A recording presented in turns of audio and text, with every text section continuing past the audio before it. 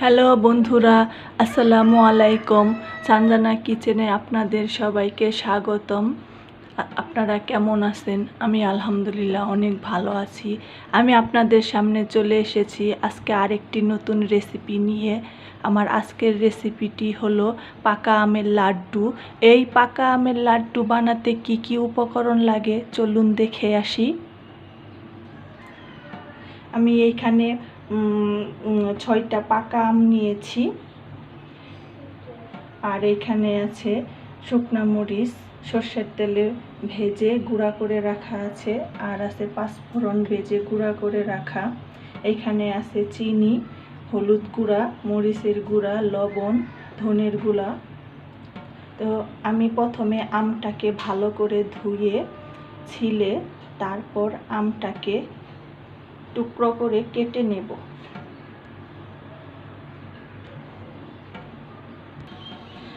দেখেন বন্ধুরা, আমার আম কাটা শেষ। আমটাকে কেটে আমি হাত দিয়ে একটু চটকে নিয়েছি, যেহেতু পাকা আম এমনিতেই নরম, তারপরেও হাত দিয়ে আমি একটু চটকে নিয়েছি আমটা। এখন আমি আমটাকে তেলের মধ্যে দিয়ে দিব। ওইখানে আমি সর্ষের তেল চুলার উপরে দিয়ে দিয়েছি কড়াইতে, তেলটাও গরম হয়ে গেছে। এর মধ্যে আমি আমটাকে দিয়ে দিব। আমার তেলটা গরম হয়ে গেছে, এর মধ্যে দিয়ে দিব আমি গোটা জিরা,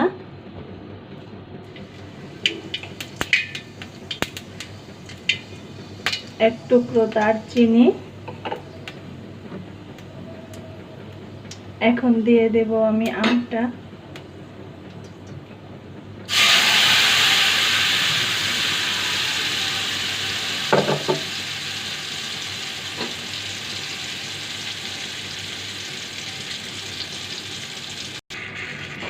তো আমটা দিয়ে দিয়েছি, এখন আমি এর মধ্যে দিয়ে দেব স্বাদ মতো লবণ।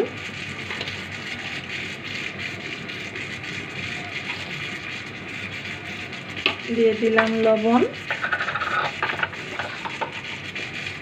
এখন দেব এর মধ্যে একটু হলুদের গুঁড়া, সামান্য পরিমাণে একটু মরিচের গুঁড়া। আমি বেশি ঝাল দেব না, কারণ এখানে শুকনো মরিচও ভেজে গুঁড়ো করে রাখা আছে। এরপরে আমি ভালো করে নেড়ে নেব।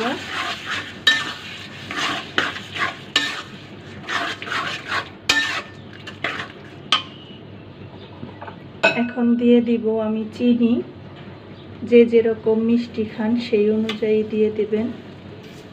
আমি এখানে দিয়ে দিয়েছি হাফ কাপের মতো চিনি। এখন এটাকে ভালো করে নেড়ে নেব। দেখো বন্ধুরা, এটাই চিনি দেওয়ার পরে এটা পানি ছেড়ে দিয়েছে। এটাকে আমার ভালো করে শুকিয়ে নিতে হবে, যেন পানি না থাকে। এটাকে আমি ভালো করে জাল করে শুকিয়ে নেব পানিটা।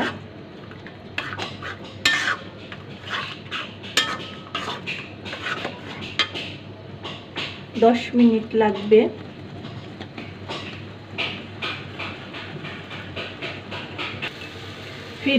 ফিরে এলাম 10 মিনিট পর।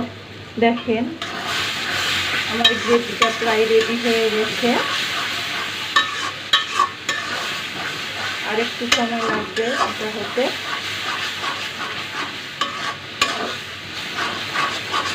এটাকে আরো ভালো করে পানি শুকিয়ে নিতে হবে। এখনো এখানে পানি আছে অনেক, ভালো করে পানিটাকে শুকিয়ে নিতে হবে। আপনারা চাইলে এটাকে গুড় দিয়েও করতে পারেন।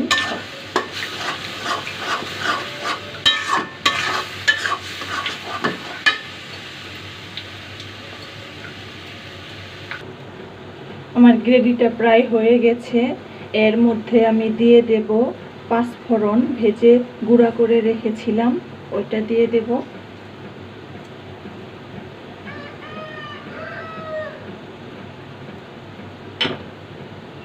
আর দিয়ে দেব শুকনা মরিচ গুঁড়া করে রেখেছিলাম, ওইটা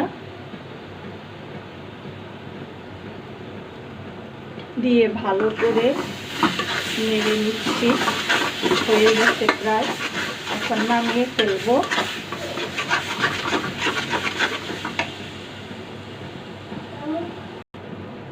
হয়ে গেছে, দেখেন বন্ধুরা, হয়ে গেছে আমার এটা। পানি শুকিয়ে, একেবারে পানি শুকিয়ে ফেলেছি, আর কোনো পানি নেই। এখন আমি নামিয়ে ফেলবো, চুলাটাকে বন্ধ করে দিলাম। এটা আমার হয়ে গেছে, আমি বাটিতে নামিয়ে বেড়ে নিয়েছি। এখন এটাকে আমি গোল গোল করে লাড্ডুর শেপে দেব।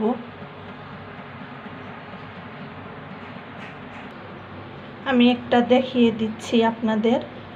হাতে সরষের তেল নিয়ে এইভাবে এইভাবে এইভাবে করে এরকম গোল গোল করে বানিয়ে নেবেন।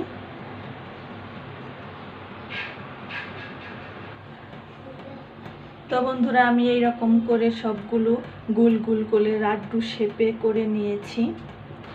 দেখেন কতটা সুন্দর হয়েছে। তো আমার এই পাকা আমের লাড্ডুর রেসিপিটি কেমন লাগলো অবশ্যই কমেন্ট করে জানাবেন, লাইক করবেন। আর আমার চ্যানেলটি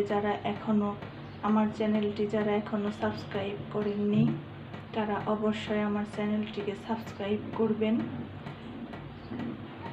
তো ভালো থাকবেন বন্ধুরা, বাই বাই, আল্লাহ হাফেজ।